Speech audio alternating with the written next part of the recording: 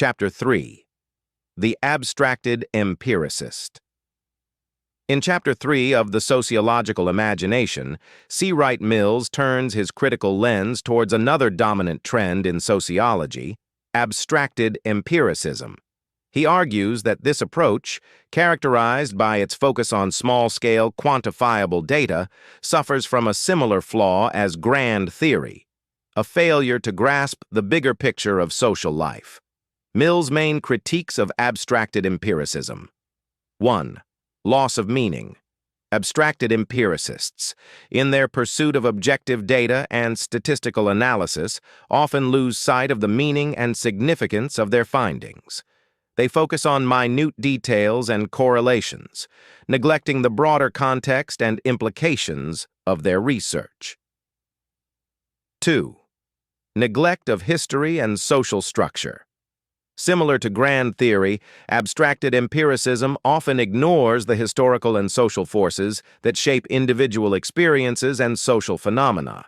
They treat social life as a static system of isolated variables, failing to consider the dynamic interplay of historical context, power relations, and cultural norms. 3. Technical obsession. Mills criticizes abstracted empiricists for their obsession with methodological rigor and statistical techniques.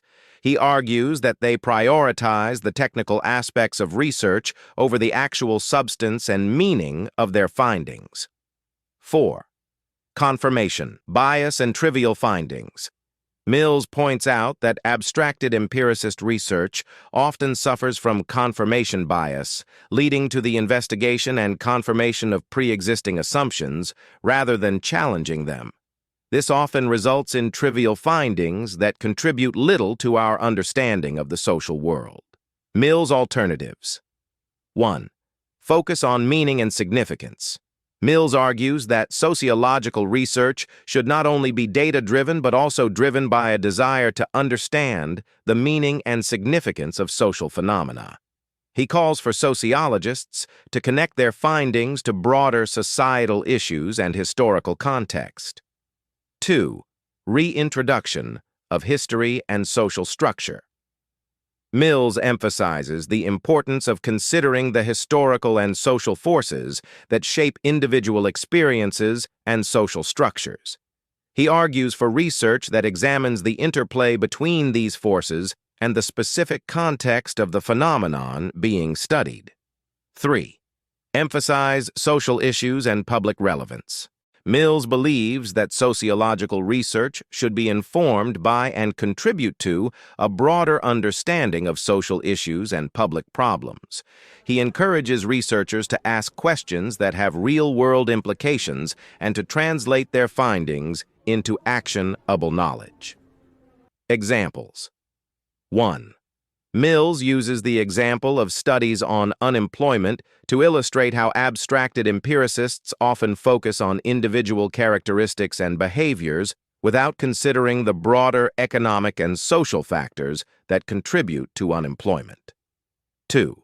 He also criticizes studies on public opinion that rely on narrow surveys and fail to consider the historical and social context in which public opinion is formed.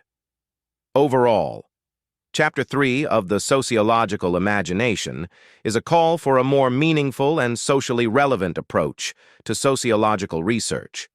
Mills argues that abstracted empiricism, while valuable for its attention to detail and empirical rigor, needs to be balanced with a deeper understanding of historical context, social structure, and the larger meaning of social phenomena. He encourages sociologists to use their research to address pressing social issues and contribute to positive social change. Well, that's all about Chapter 3. I hope these videos are adding some value to your sociological knowledge. If so, then I want a favor from you.